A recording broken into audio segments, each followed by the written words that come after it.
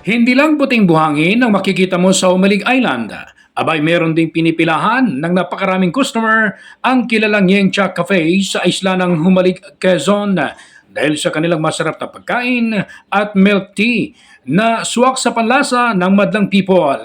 Mapalokal man at mga turista na dumarayo sa nasabing bayan, abay dinadagsa ito.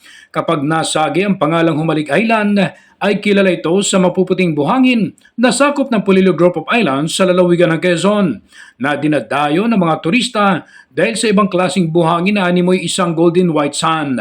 Kaya hindi rin pahuhuli sa mga patok na pagkain na angkop sa ating kapanahunan. Ayon kay Sir Mike Eugene Iyatid na siyang owner ng nasabing cafe na ito'y isang family business na hango mula sa kanilang hangaring maging matagumpay na entrepreneur. Kaya meron na itong dalawang branch sa Pagbilao at Humalig.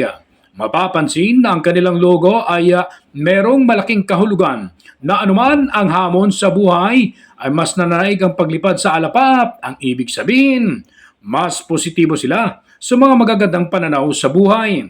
Malaking tulong niya ang ganitong negosyo dahil bukod sa nakakatulong sa ekonomiya ng kanilang bayan, ay nagbibigay rin ito ng oportunidad sa komunidad dahil nagbibigay ito ng trabaho sa bawat taong nagnanais na maging bahagi ng ganitong negosyo.